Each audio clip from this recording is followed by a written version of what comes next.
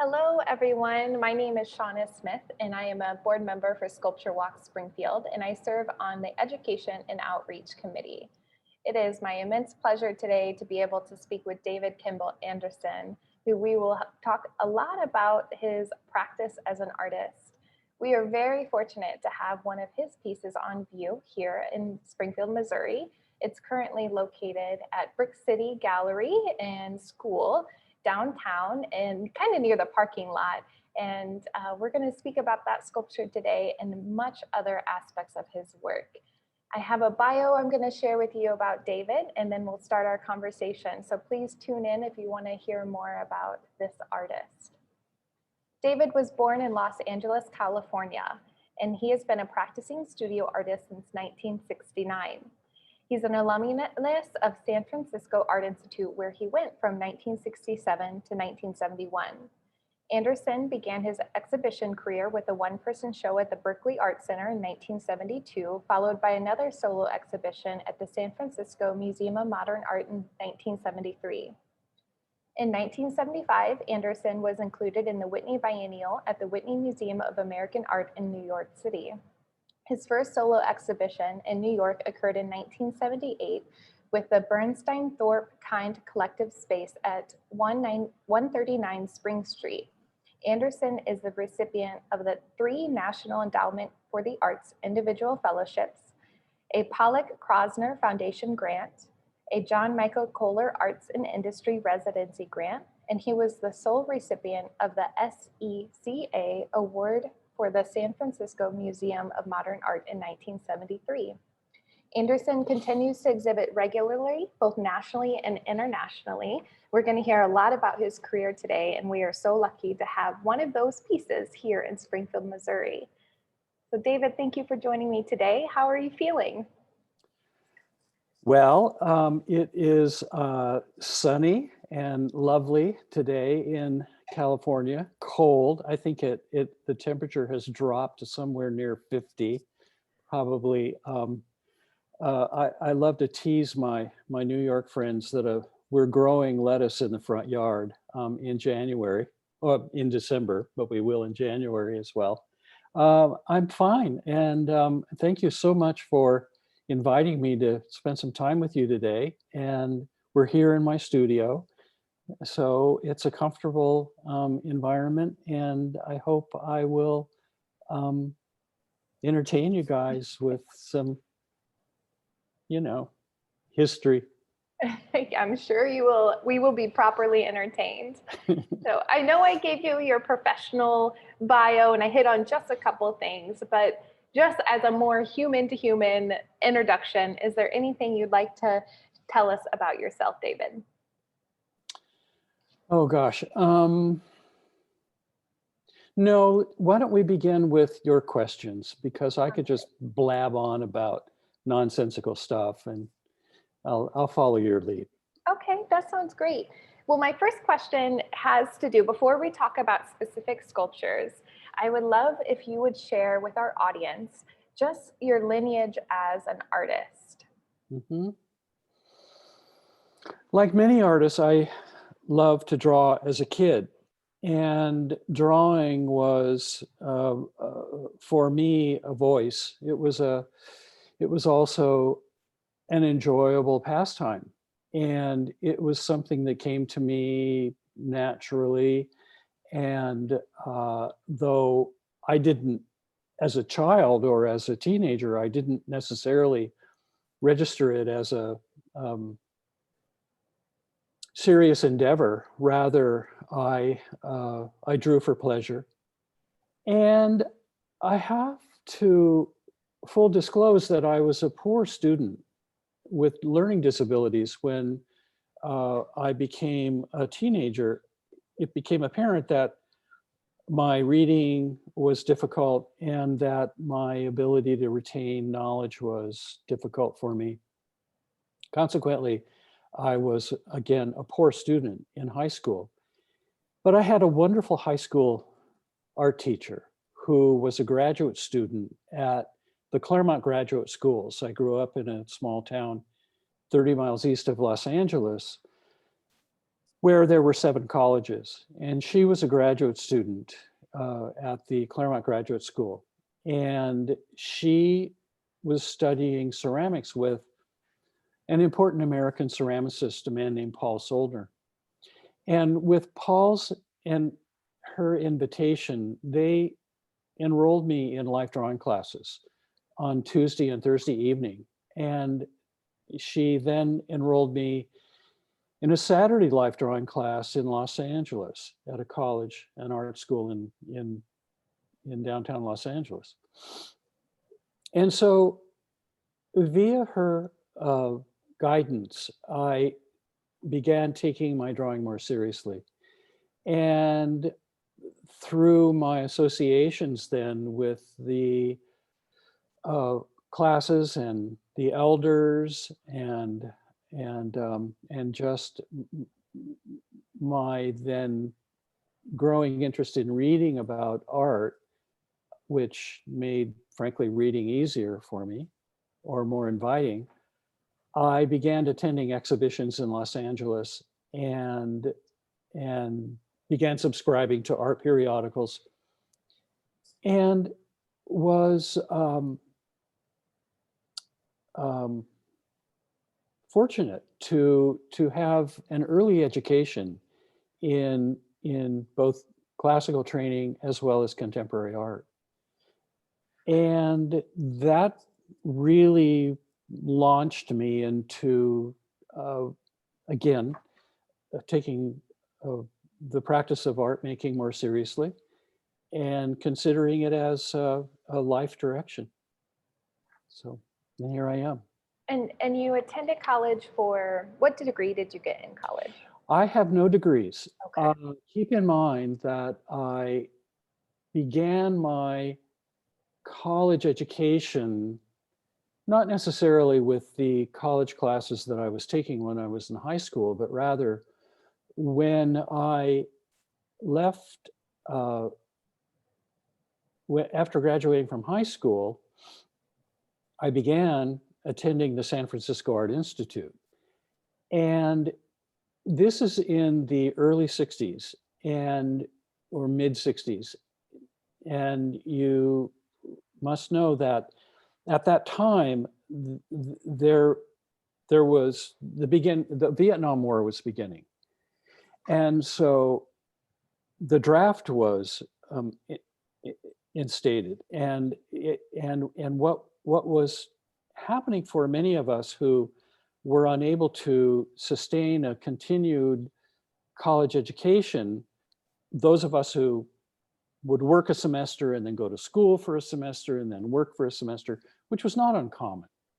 And a school like the San Francisco Art Institute was very expensive to attend. So it was necessary that I break up my education with my with working. In doing so, I became what was then called 1A, meaning I was draftable for the Vietnam War. And I was called to the draft board in Los Angeles and took a physical and decided that rather than be drafted into the Army, I would enroll or enlist in the Navy. And I did so. And I served for a couple of years in the United States Navy, and I did one tour in Vietnam. And then when I came out, I utilized the GI Bill, and I went back to school at the Art Institute. And so my education was broken up. It was not necessarily fractured, but it was varied. The experience that I had being in the service and serving in combat was different than going to art school, and it was a profound education. And I jumped right back into art making, and I built and rented a studio in Berkeley, California. And I had a neighbor in Berkeley who was a successful sculptor. And I had the opportunity to go to work for him. And I worked for him for a period of about 2.5 years. And during that time, I met many museum curators and directors and gallerists and collectors. And through that association and experience, I had, if you will, a leg up. I was invited to be in exhibitions. I was invited. I had studio requests that were being made of me. I had, quite frankly, I mean, it functioned as my graduate work. And so my undergraduate work was really never completed. However, it wasn't out of a dismissal of the importance of undergraduate work. It was just that, once again, that my schooling was interrupted from time to time, either by work or by demands of the draft board. And then being able to work full time for a person who was important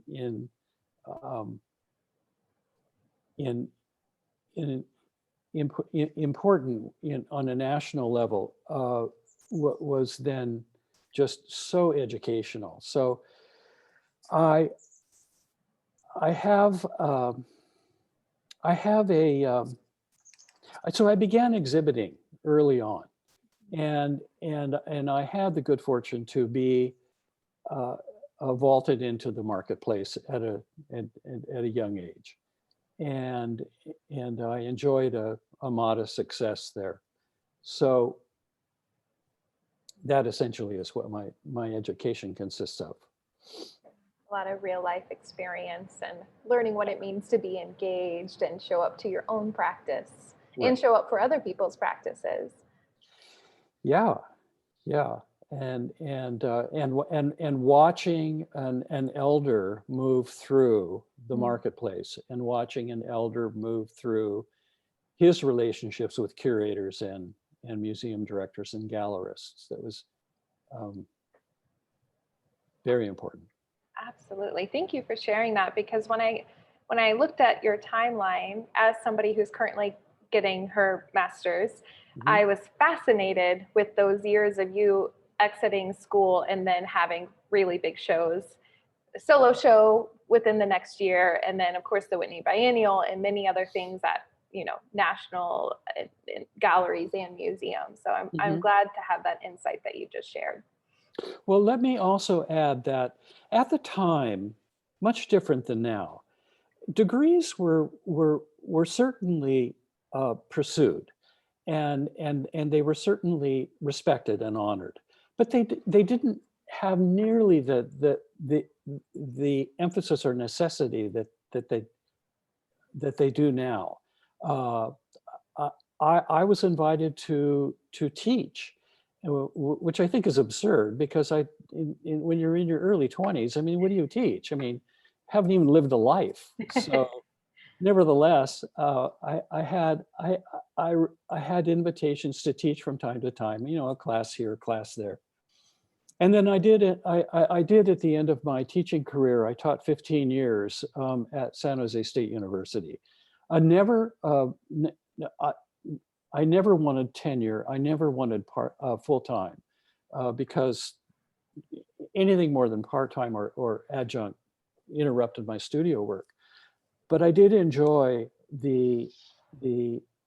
my interaction with my graduate students, and I enjoyed my just skills classes that I taught, which I did until recently continue with the Anderson Ranch Arts Center, no relation, in Snowmass, Colorado.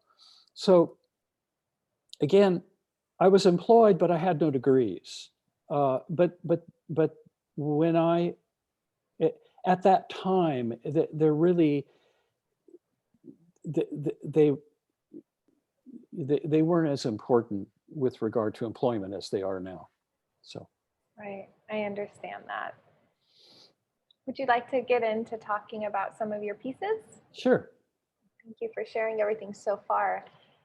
So this sculpture, Baroque Appointments and Machine Parts, is currently on view in the current rotation of Sculpture Walk Springfield. So it's here in Springfield, Missouri. If you're watching this video and you're in the region, you can absolutely come visit it. Or if you're far away, you can come travel to see it. And I understand this sculpture has multiple inspirations. And one of those is rusted machine parts, and the other one is period furniture, which are things that you've worked with in multiple other pieces as well. Mm-hmm. Can you share with us more about this sculpture and more about the inspirations behind them, the influences? It's a good piece with which to begin, because I want to be clear that I'm not a conceptualist. I don't endeavor to come up with new ideas.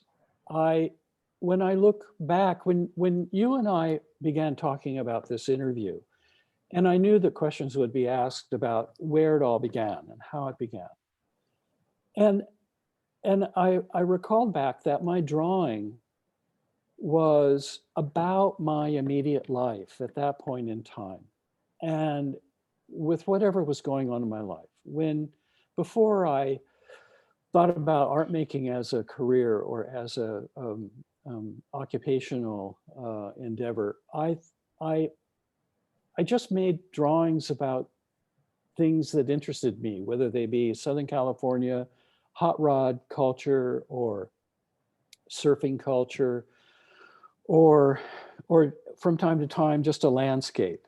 But what they were is they were really they were accounts or documents of what was going on around me or what interested me, and that's really all my work is to this point today. So in this piece, there are references to, I love when I'm in New York. Let me back up. My wife is from New York, and I have a biological history that is East Coast. My mother was born in New York and raised in Greenwich, Connecticut, and my wife is from New York, and we go back with some frequency. And when I'm in New York, I always visit the Met, and I love going into the period rooms. And in the period rooms, you'll often see a cluster of pieces that are in the middle of the room, often with red velvet ropes around them, and they're at close proximity where you can walk up to the tableau in the middle of the room and appreciate the pieces at close range. And so the format of this piece mimics one of those period room installations. Well as antiquities, I have a fondness for just old rusted machine parts.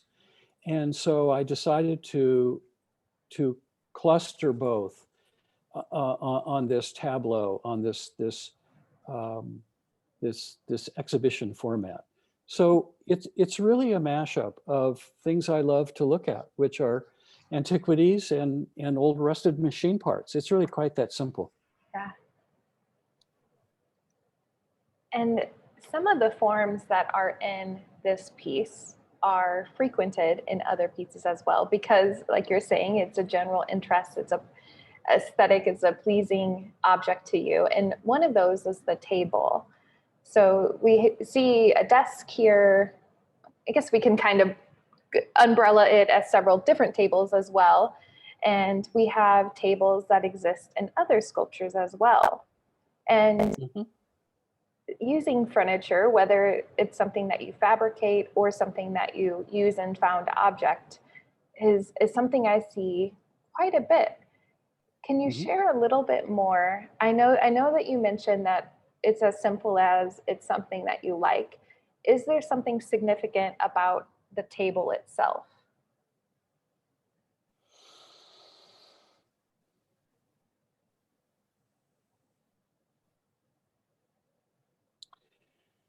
Oh, I wish I could assign something intellectual to it, but I simply can't. It's just a fondness for forms that have that that are the result of skill and history and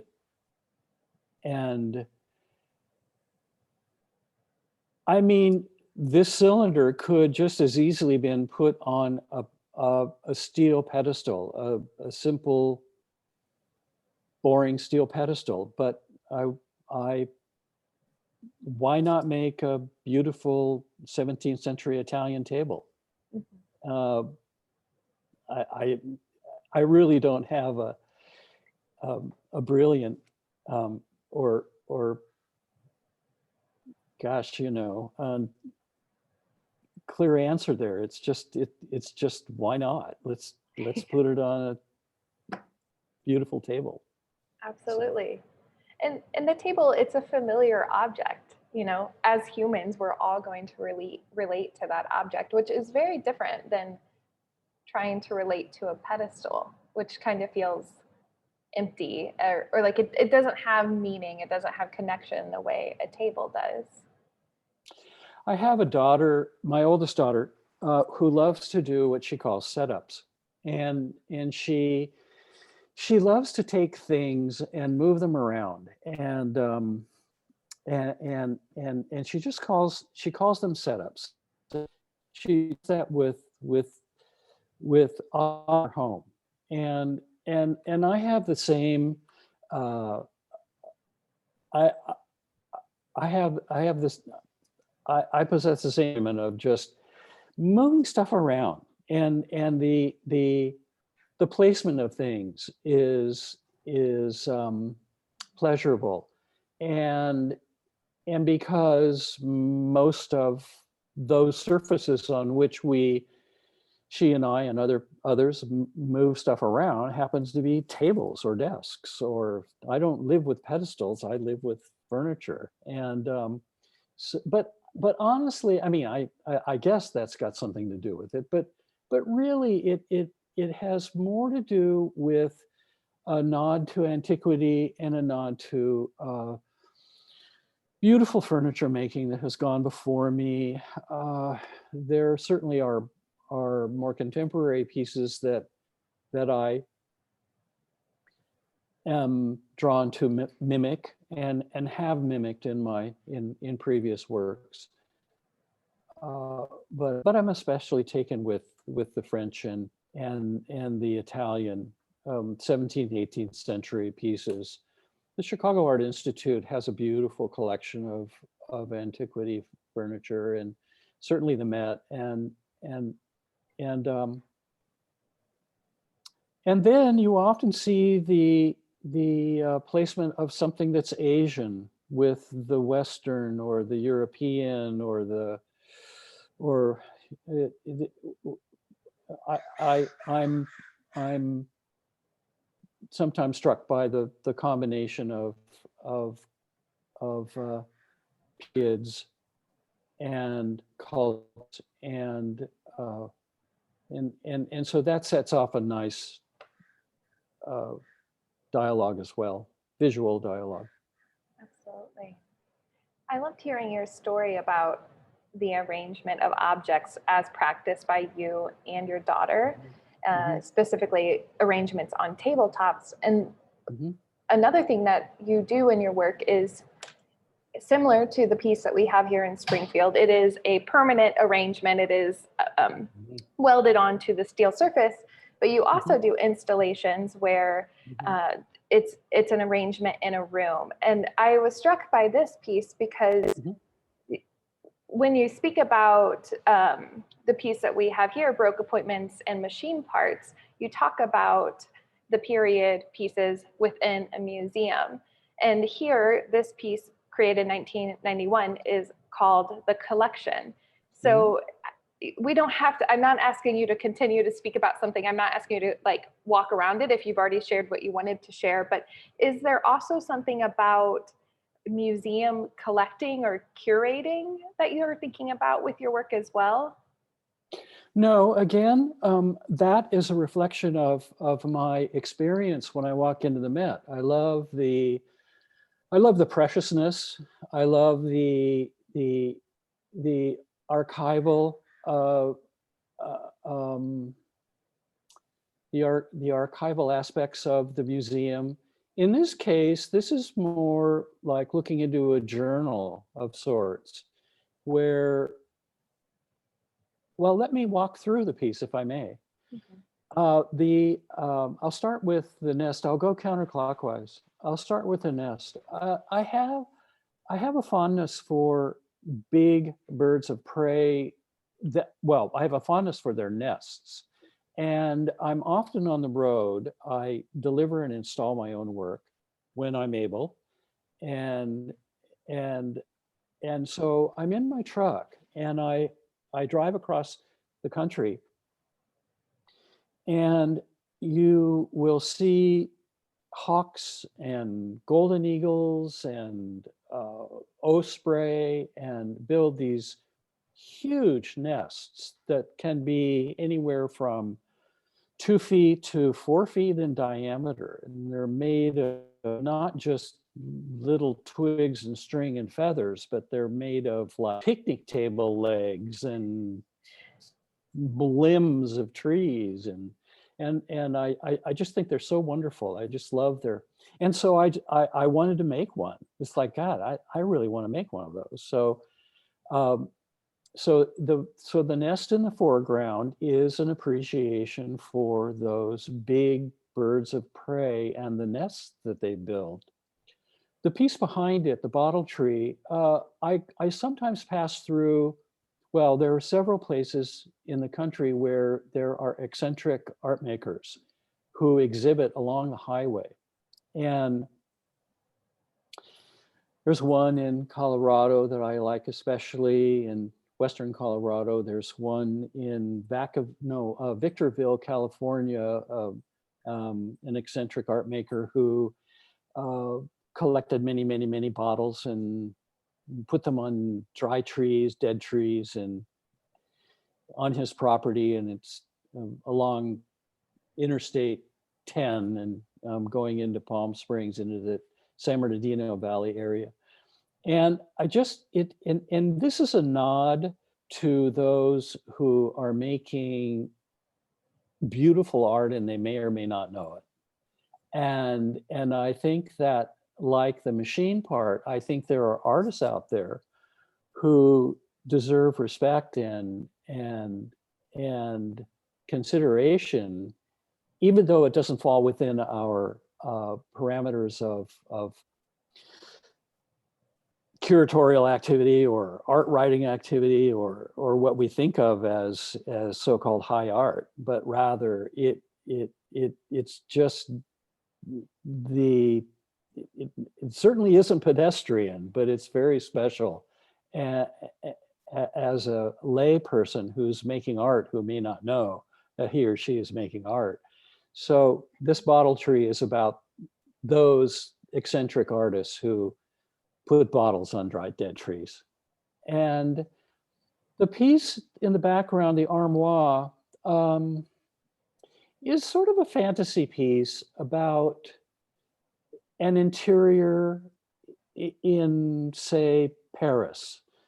And oftentimes I will drift beyond the appreciation of antiquity to creating, again, a fictitious environment. In 1983, I built a bedroom about a woman who lives in Paris and who has a gorgeous apartment on Rue des Neuilly, and you look out her balcony and you can see the Eiffel Tower, and she's an exquisite French woman, and I could go on about her, but I built her bedroom, and I titled the piece after her first name, and this is one of the elements in that particular installation, which was titled Mona.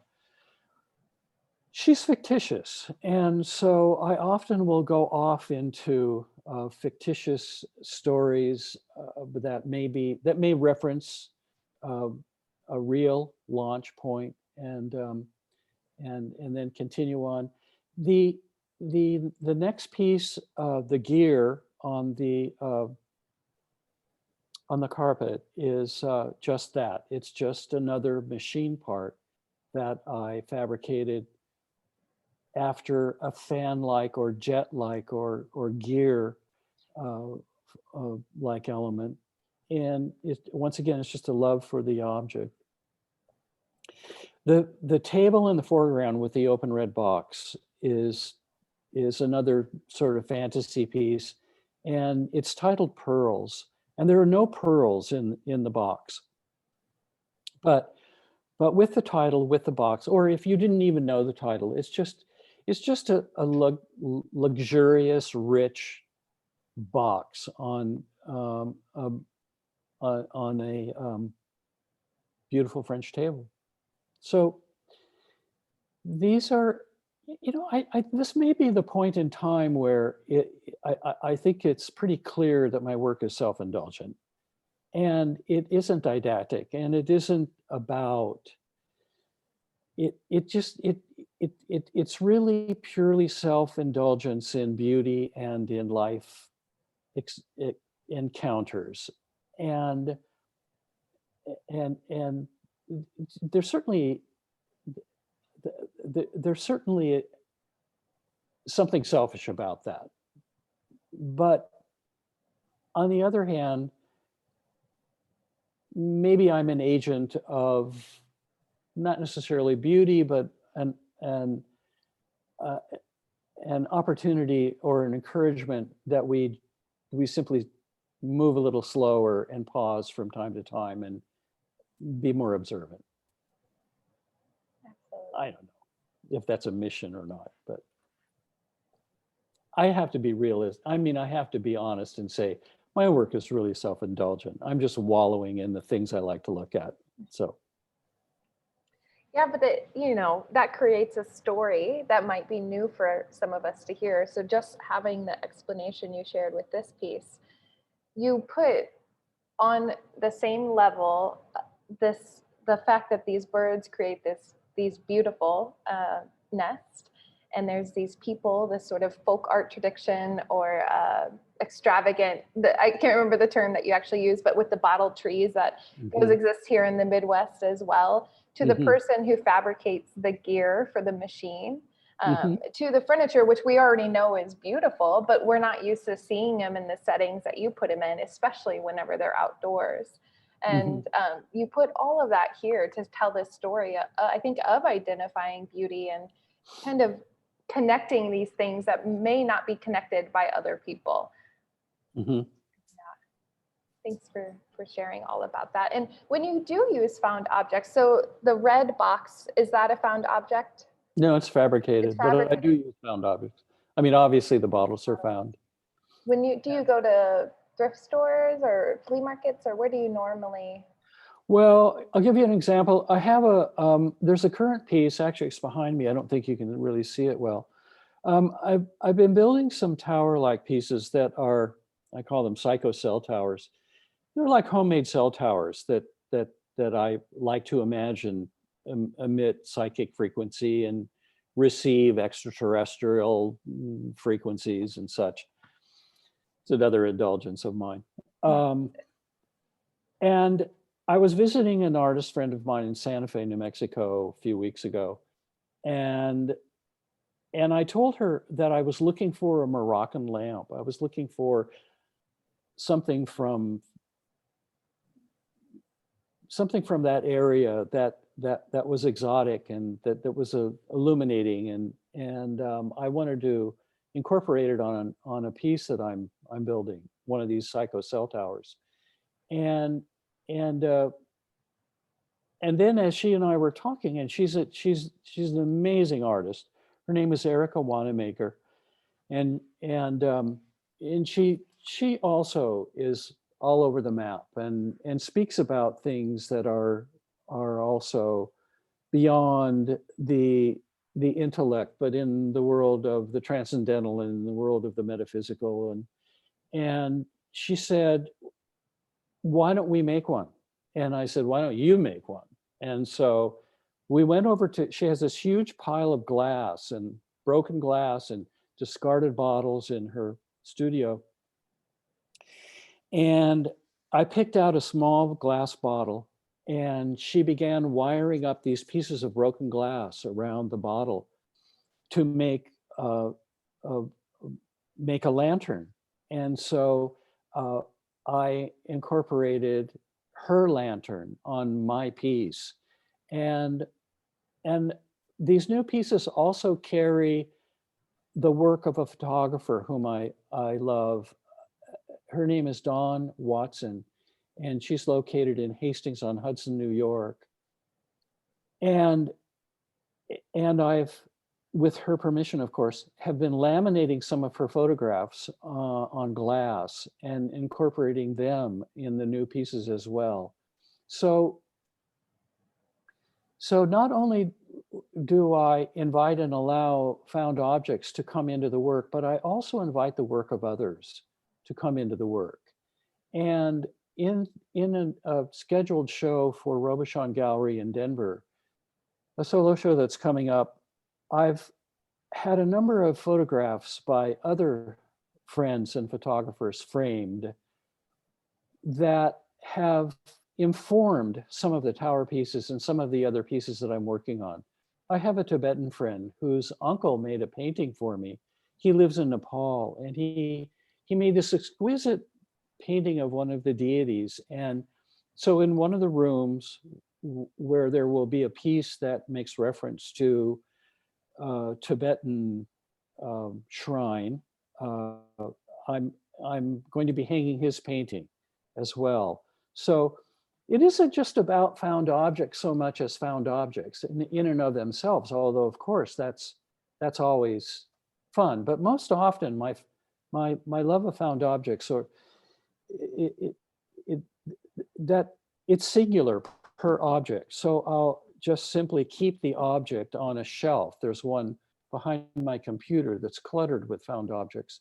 But when I incorporate a found object in a piece, it's got some connection to that person who gave the object to me. Or in the case of Erica's lantern, it was, I didn't want just something that Erica had lying around. It was so much more meaningful that Erica made. And I think, you know, more and more of my work as I get older, I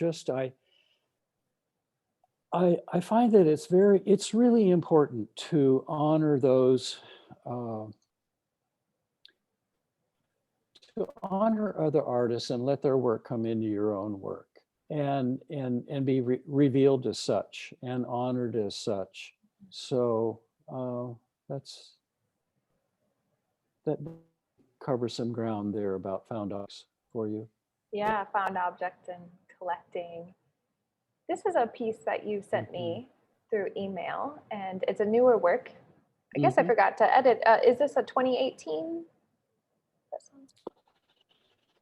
Yeah, 2019, perhaps. It is the piece about which I just spoke. That those forms, those cast forms, the one in the foreground and the one in the piece itself, and I think you have some details of those. These represent Tibetan stupas, but they're country stupas, so they're called chortens. They're not as refined as the temple stupas. Stupa, you have the relics of various holy men and teachers, like bone or hair, or in some cases the skull of an important teacher. And in the countryside, you know, they're just made of mud bricks, and they look more rough like this. Now I understand my My computer says my internet connection is unstable. I hope you can still hear me. Can you still hear me? I can hear you Okay, and see okay, you, yes. okay, okay. And so this piece, and we'll go back to the bigger photographs. And in Tibetan imagery, you'll see wheels flying through the sky, and those are called karma wheels. And it's like various layers of our lives and various layers of our karmic responsibility moving through time and space, and often in nonlinear time. So this piece that begins with you and I have discussed the trough image in the trough format, and it's, the box is something that I just love to use repeatedly. I don't know that it has any significance culturally with regard to, it's just a universal image, but I love it as a beginning format for various references that are then illustrated within that format. So this is the piece that will be in the room along with the painting by my friend's Tibetan uncle. Nice. Kind of getting into an area that I'm perhaps haven't yet spoken about, and that's the transcendental and the metaphysical. Oh, and here's the trough that you spoke of. Well, now this goes back to the physical world, where much of the earlier work we've looked at resides. And this is again, on my road trips, when I'm observing the landscape, when I'm observing the either man-made or nature-made objects, I've been struck with utility objects on ranches. And I did an exhibition called Ranchland, where I built a half a dozen pieces that mimicked things like this trough. This is a piece after a trough that looks very much like this. So in a way, I'm just making representational work. Mm-hmm. I mean, I could easily be making work about landscapes, but I'm making work about objects in the landscape that draw my attention, that I happen to think are quite beautiful. And the whole event around a trough, the original trough is out in Ashwork, Arizona, and it's in a very dry ranch land with lots of dried chamisa weed. But there's this water in the trough out there that comes from a well and a holding tank, and consequently there are little plants around it and lots of bees flying around, and so it's a whole event in its real place in Ashwork, Arizona. And here I just went up above my studio to the fields in the Santa Cruz foothills and placed a piece, and we shot the piece up there because it seemed appropriate. Yeah. Rather than shoot it in the studio. Go ahead. The photo becomes an artwork within itself as well. There's of course the object, but there is something about this object being placed in this specific landscape that's really quite breathtaking. And I love the subtle beauty of the flower down on the bottom left-hand corner of the trough. Well, I love the subtle beauty of the flowers around that dry desert installation in Ashwork, Arizona. So it seemed necessary and significant to include it in the piece. But I do like to put little things in the pieces. I love to put little accents and little references, and sometimes in hidden areas around the work. Right. So this is another piece.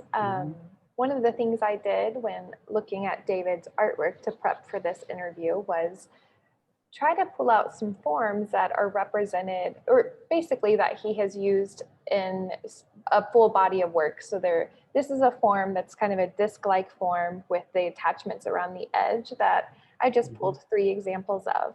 Mhm. And so obviously this form is significant and it's something that you're exploring. I Mhm. would love to hear more about the form itself, or if you would prefer to just talk about the sculptures individually, whatever feels right to you. Well, I'll do both, and hopefully succinctly. I they're really star maps. The discs are formats for the I'd like to say documentation of constellations, but they're fictional. I mean, they do begin somewhere, and so we have this wonderful conjunction coming up with Jupiter and was it Jupiter and Saturn are going to be coming together nicely tonight and the next few nights. But I love the expanse of night skies. I love the expanse. I love I love the concept of nonlinear time and infinity, and I am always satisfied by walking out and spending some time with a night sky. Uh,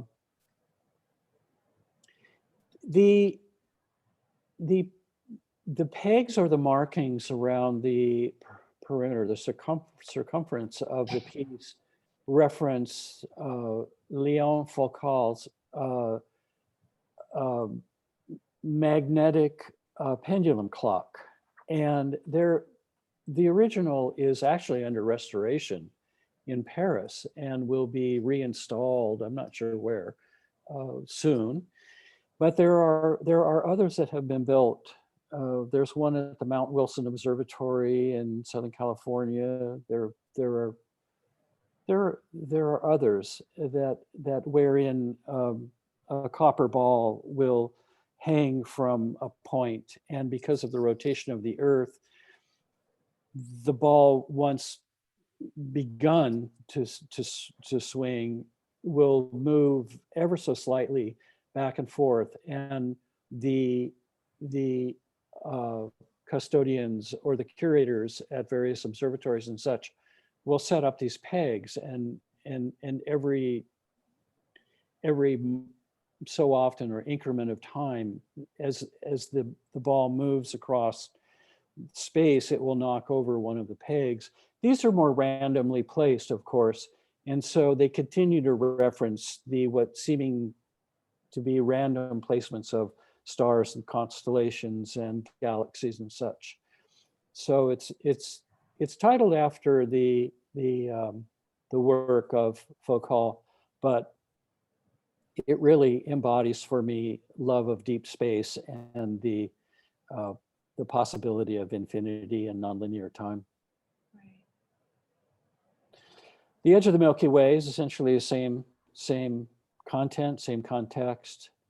Universe and Butter Candle on the right is again with another star map of sorts, but with the added uh, earthy organic steel, and then a butter candle that's found in abundance in Tibetan temples, and so there's a deep personal reference via the butter candle to my own um, mm, conscious contact with the divine. I don't want to say spiritual practice because I just think living is a spiritual practice. Uh, but I love the illumination of hundreds of butter candles inside a Tibetan temple. It's just they're very mm, soothing. I also am struck by the areas that you leave the metal. Mhm. Well, obviously this is exposed metal, it's rusted, but there's also these areas where you leave on the marking. So here there's like a 5A, and then I see, I'm not sure what it says, but there's some hand markings left on there from, I guess, when you purchase the metal. Mm-hmm. Yeah. Or find it. I have a favorite scrapyard. Well, it's not a scrapyard. It's a recycling, but they also sell new steel as well. In a town south of me, in a rural sort of area, and so a lot of the steel that they purchase and then resell has notations or has markings from a previous use or previous delivery location, whatever. And I love to let the life of the steel remain. And a lot of what I make it mimics pre-use. Sometimes the way pieces are welded, they look like they were old machine parts, and I so you know I'm fond of age, the combination of age and material, and so I will fabricate that. I'll make a piece appear to be found or old or have age, which I fell for earlier with the red suede or velvet box. And I mean, also the leaving the markings. I'm kind of keep getting drawn past or to the universe and butter candle piece, because one of the things that strikes me about your work and in this conversation is some idea of, I don't think commonality is the right word, because the things that you are creating might be common as far as they exist out in fields, like troughs exist out in fields, or bird's nest and glass trees. They are just out there and they are common to some degree, but you're bringing this sort of significance, you're pointing out the significance of them. And in Universe and a Butter Candle, with having the rusted element and the marking still left on the rusted versus the stainless steel or, hyper shined piece of metal, it does feel like there's this sort of aspect of common culture. And I don't know a lot about the butter candle, but you did mention that they have a special significant spiritual, they're used in a spiritual way, but there's many, many, many of them. And versus this, I don't know if it's stainless steel, but the shiny metal that feels like very different than the rusted and the common. And here they're existing, or in both of these pieces, they're existing in the same.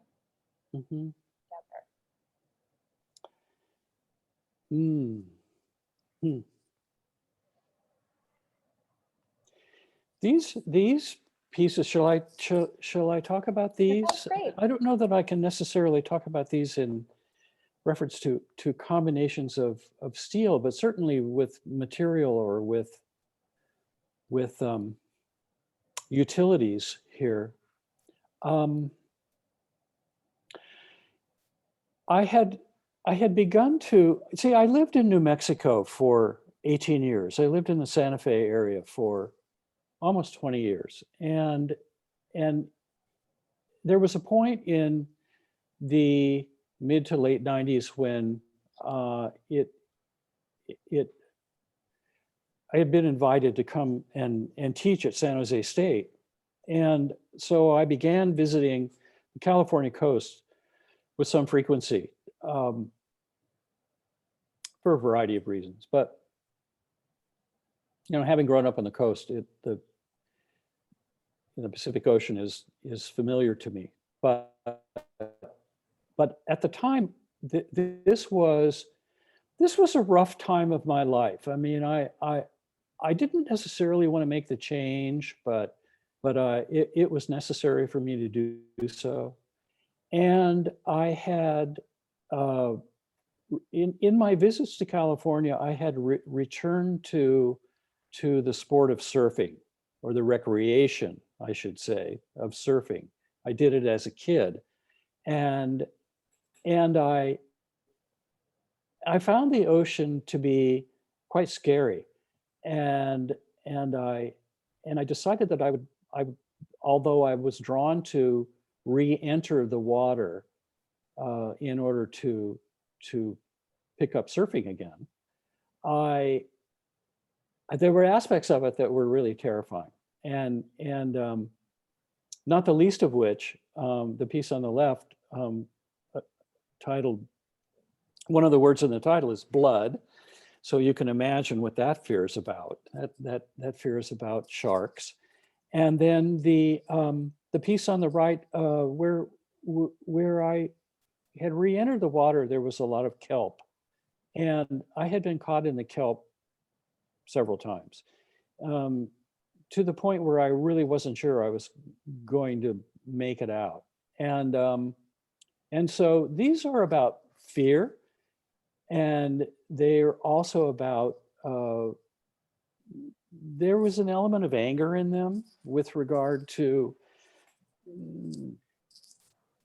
well, anger also, it also covers up fear. I mean, I think that there's a clear psychological explanation for the anger covering up fear, which was fear of leaving leaving Santa Fe, leaving my comfort zone, leaving people I knew, people I loved,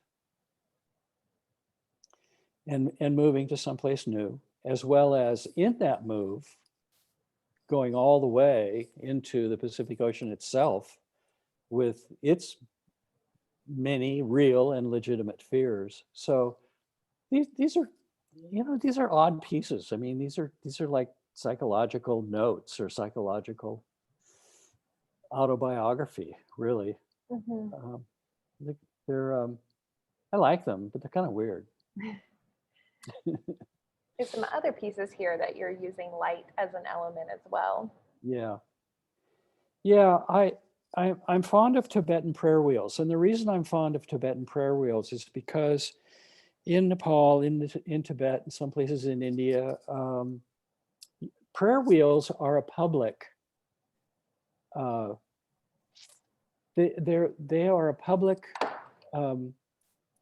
physical item that wherein you can walk along either a rural path or on a city or little village street, and you can touch a wheel or a series of wheels as you move along. And what you do is you say a prayer, and that's what they're for. They invite personal and or public prayer, and I think that's extraordinary. I think it's extraordinary that there is such ease with conscious contact with the divine in some cultures, whereas in this culture, it's so isolated and so per your specific taste in however you want to practice your conscious contact with God, or however you want to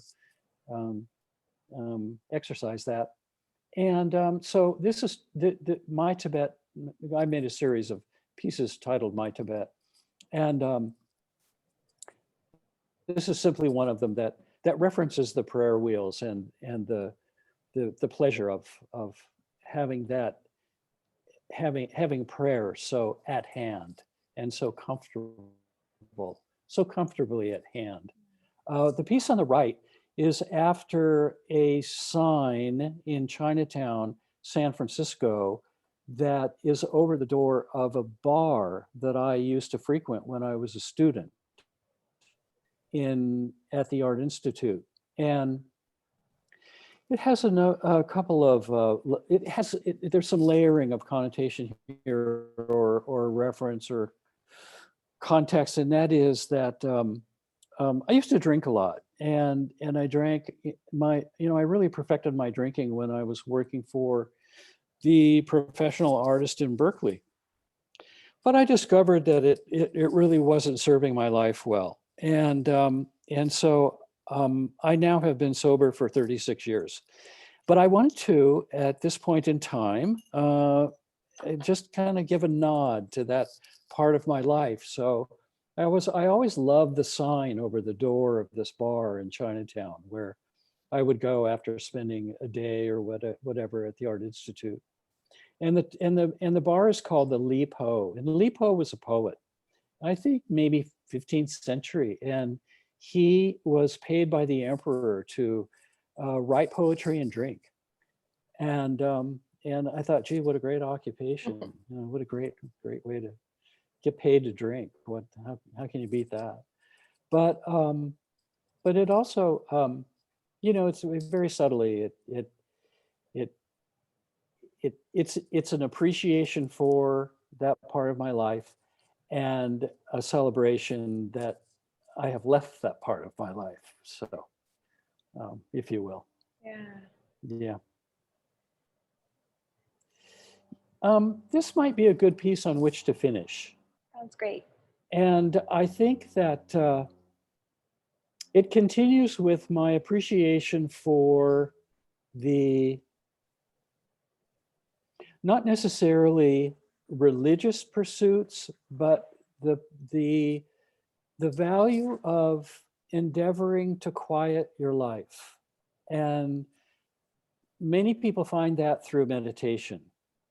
Others find it through prayer. I'm rather I'm kind of a combo plate of finding places where I can take my foot off the gas and put the engine in neutral and find a time to be closer to those energies and spirits and the divine, if you will.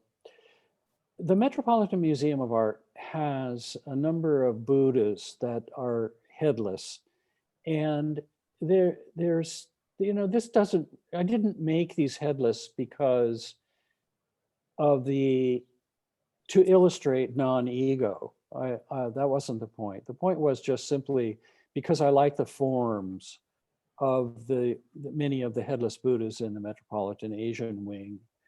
And so I made these, first I made the form in plaster and oil-based clay, and then I pulled a rubber mold, and then I made one with clear resin and fiberglass and one cast aluminum. And I've done several. I've cast a number of them in bronze. But this is after a painting by a painter, early Chinese painter, Tang Yin. And he did this beautiful painting of a person meditating in a shack, in a hut, on the edge of a cliff overlooking a beautiful valley. And he imagines himself in pure form, in just his spirit form, floating out in mid-space. And the title of the painting is called Dreaming of Immortality in a Thatched Hut. And I just love the painting so much, and it illustrated for me that pause and that willingness to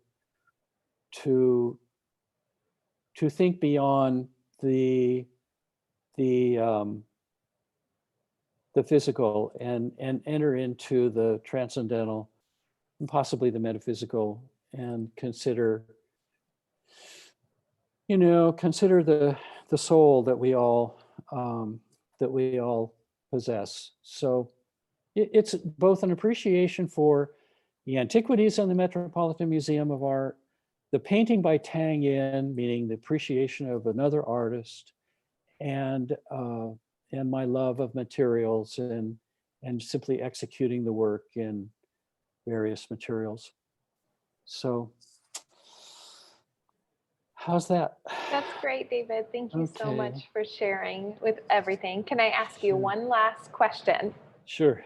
So I want to ask you this question because you've had an amazing career. You have a lot of work to represent it, some of which everyone can see on your website or your new book that was just recently published titled I wrote it down, David Kimball Anderson, work, 1969 to 2017, which is published by Radius Books, which you can find at radiusbooks.org. My question for you is, for all those folks out here that are watching, perhaps they are just beginning They're just starting to work the public sculpture sphere. They're artists, they're students. Is there any advice that you would give sculptors? Mm.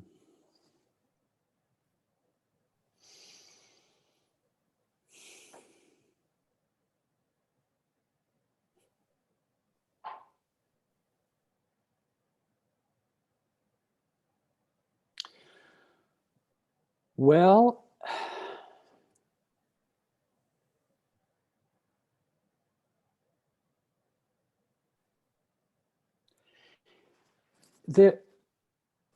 there's a phrase that may be overused, and and gosh, to thine own self be true. I just feel so strongly uh,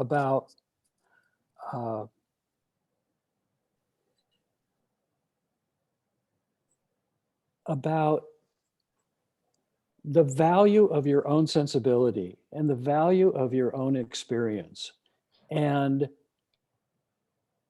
I would just invite you to be willing to honor that and be comfortable with exhibiting and engaging in your own sensibility, and allow yourself to become to know yourself better through your work. And when we focus on ambition, and when we focus on accolades and awards outside of the work, that's natural. And and and when we can suspend those uh, ambitions and go back to uh, honoring who we are, and honoring our struggles, and honoring our successes, and honoring our uh, our movement through life, and allow that to be both enhanced and enjoyed through the work. Uh, I would just say, just trust yourself. Just remember to be in the service of not eroding your own self-esteem. And that would be, I think, the I don't know, most, well, I do know. I mean, I think that's important. I think it's important too. It was really lovely to hear that. So thank you very much. Sure. Thank you for being generous with your time and your thoughts today. Is there any last remarks you'd like to share? Thank you. It's always fun and always a pleasure to be invited to talk about yourself, and to share the work. So I'm really grateful. Thank you very much. Really. Thank you, David. I hope you have a lovely day. You too. Bye-bye. Bye, Shauna.